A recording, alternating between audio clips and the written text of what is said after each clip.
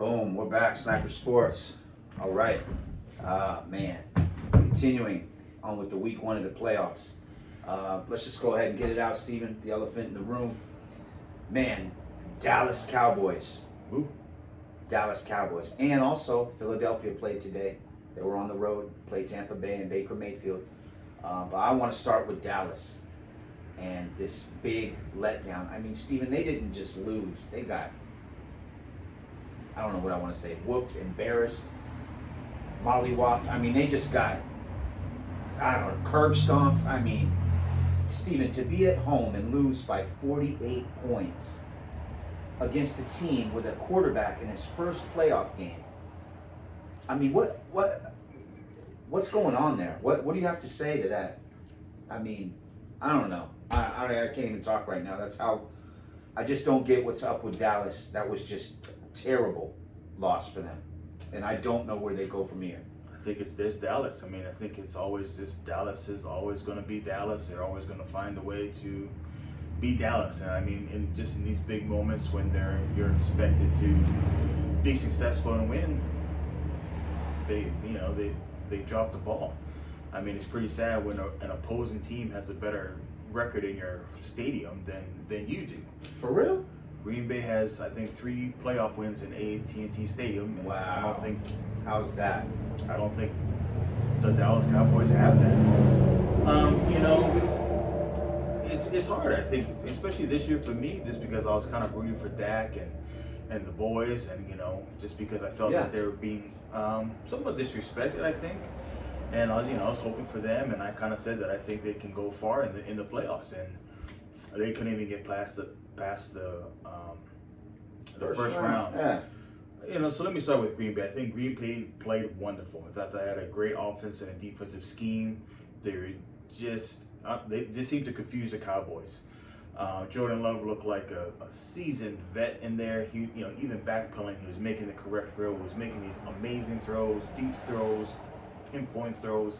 Yes, Jordan Love looked like the person that they drafted. He has been amazing. I think second half of the season, he's really turned it up. I mean, he's just surprised me tremendously. I didn't have much faith in him. He has. Really shocked me. And going forward, I mean, you really have to look at the Packers. I mean, you really have to look at them and right, with serious look to say, like, hey, some of the receivers that they have, they're ballers. They can go out there and they can make plays for Jordan Love, and he seems to really trust him. Andrew Jones, I think it is. Yeah. He played great. I think he can. Aaron Jones. I'm sorry. Yeah, I know. Aaron Running Jones. back scored 3 touchdowns. So in right situations, I think these guys can really make a difference.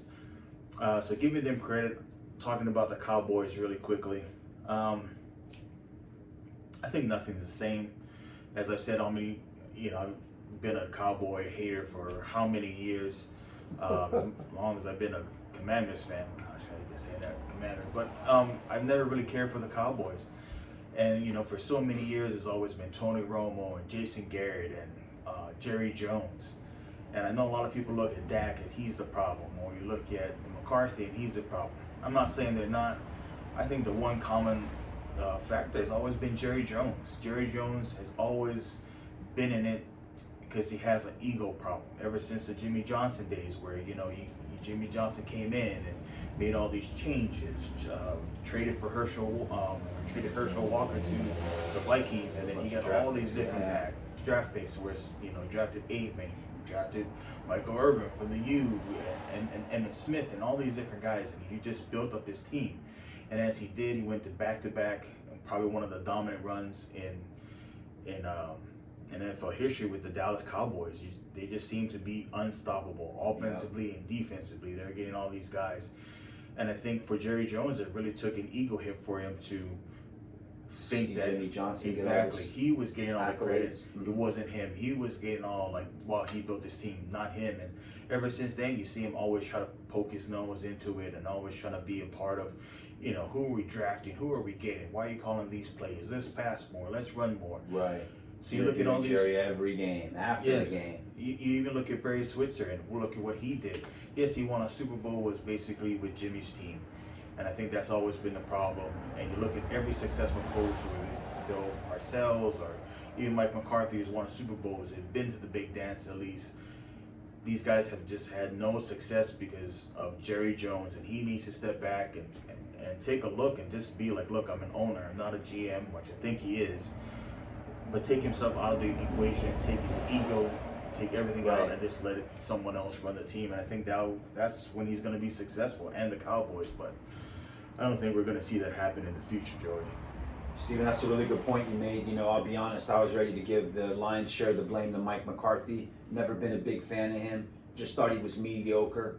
This is a coach that won one Super Bowl, but let's be honest, he had Aaron Rodgers in his prime, okay? Aaron Rodgers is pretty good at almost 40, his prime. Come on now.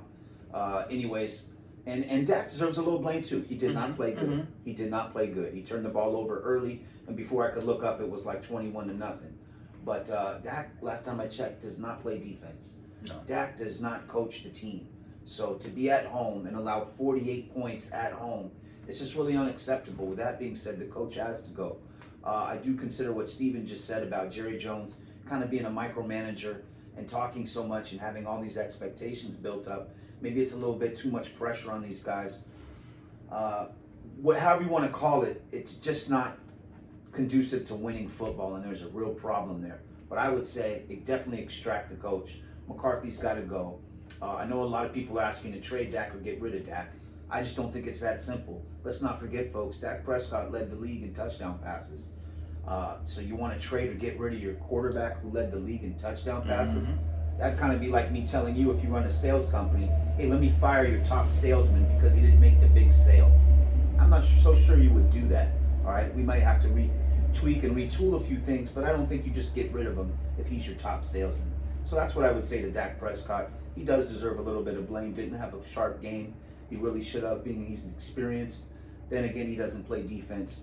The 48 points is unacceptable. Final score was 48-32. Really wasn't even that close, if I could be honest. I believe it was like 41-17 midway through the third quarter. Jordan Love was getting ready to get out of the game. This game was over.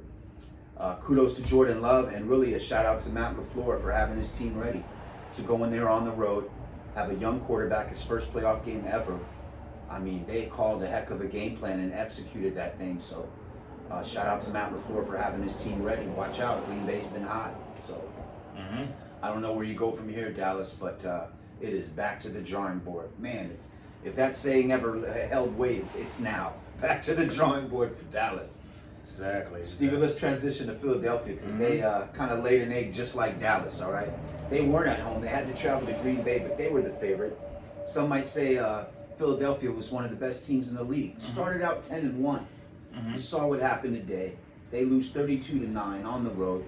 Baker Mayfield looks like an all-pro. I mean, what are we doing here, Philly? Really, what are we doing? Man, I think Philly's more of a shocker to me than Dallas because, like I said, Dallas will always be Dallas. But I thought Philly was going to regroup themselves and come on and show us something this week with Tampa, but they sure didn't. I think when you're looking back, of course, in hindsight now, you're looking back at it, they almost seemed lost, especially in this game. And towards the end, they really seemed lost. Like they did not know which way was up or down. Everyone just seemed confused. Everyone seemed upset. It looks like a completely different team than 8 weeks ago that we saw when they were just beating everyone, killing everyone, and just doing what they're doing. And maybe some of that has to do with the head coach. Maybe some of a lot of people are saying that he needs to be fired. I don't know if that's anything to really talk about or whatever. I think missing your offensive coordinator, from last year to this year now, is a different system. And I truly do believe that you have to be a somewhat of a play caller. You have to know the flow of the game and what to call, how to call it.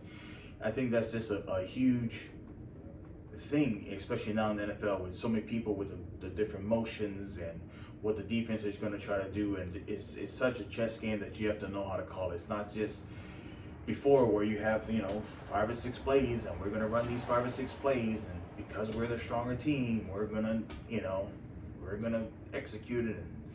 And that's the thing of the 50s and 90s and stuff. This is a different era. This is very much about passing offense.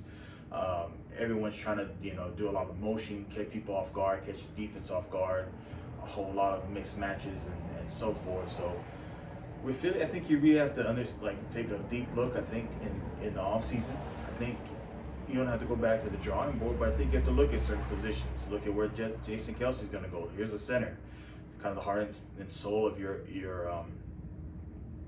offensive line, and he looked distraught. He looked just beaten up after the game. Just saw him, and I felt bad for him because might have played his last game. He might have. I hope not. I hope he plays one more year. Yeah.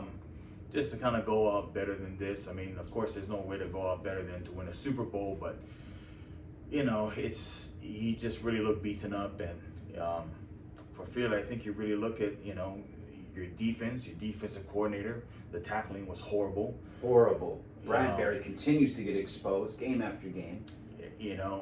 Offensively, I think you have a lot of offensive there, but I think you're going to sit down with your offensive coordinator and have to, really talk to him about the plays and go over some of these situations that he was calling and what he was doing and so forth. So I think for Philly, you have to hang your head like you still have the weapons, you still have a good defense, still a good offense.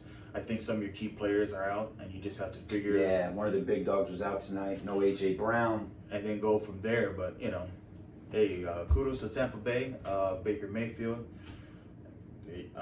Hey, kudos, way to go, guy. Very impressed. Still liking the weapons you have around you. Tight end's awesome. Mike Evans awesome. Godwin's awesome. I like a lot of pressure that Tampa put on Hurts tonight. So kudos to Tampa. I think they showed up. They look like they're ready to play this week.